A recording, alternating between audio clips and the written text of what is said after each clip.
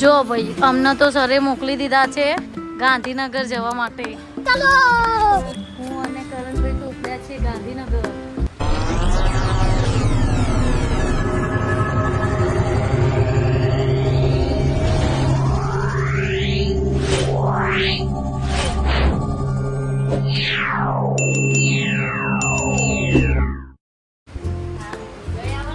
હા જઈને આવીએ અમે ગાંધીનગર. ફ્રેન્ડ્સ, આ વ્લોગમાં અમારી જોડે ઘણી બધી અનહોનીઓ થાય છે. એ અનહોનીઓ શું છે, ક્યાં અમને તકલીફ પડી, એ જોવું હોય તો અમારી યુટ્યુબ ચેનલ ઉપર બન્યા રહેજો. અમે નવરંગપુરાથી વાડજથી મોટેરા, મોટેરાથી ગાંધીનગર અને ગાંધીનગરથી ગિફ્ટ સિટીનો રૂટ લીધેલો છે. અહીંયા અમારે BRTS વાળા રસ્તેથી જવું પડ્યું કારણ કે અમારો જે સામેનો રસ્તો હતો ત્યાં સર્વિસ કામ ચાલી રહ્યું છે, જેના કારણે અમારે BRTS નો રૂટ લેવો પડ્યો.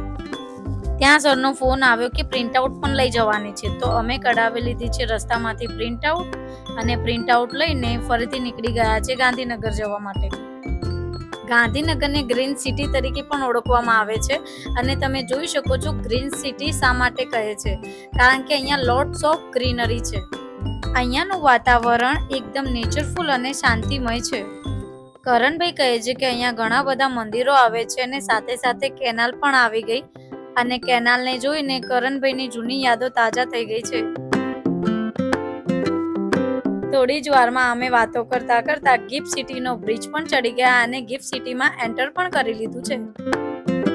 અહીંયા એવું છે ભાઈ, અમે આવી તો ગયા છીએ પણ અમારે ક્યાં જવાનું છે અમને ખબર નથી, એટલે અમે કોલ કરતા.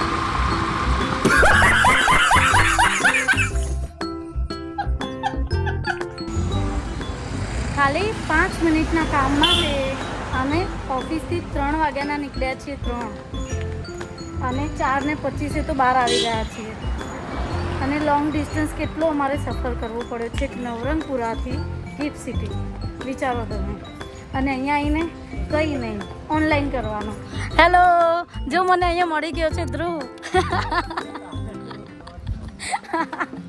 બહુ ટાઈમ પછી મળ્યા છીએ અમે. બાય ધ વે,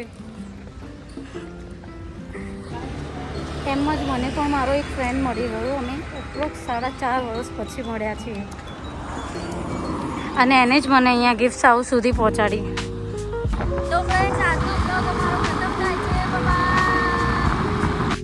આજનો અમારો વિડીયો ગમ્યો હોય તો લાઈક, શેર, સબસ્ક્રાઈબ અને કોમેન્ટ કરવાનું ભૂલતા નહીં.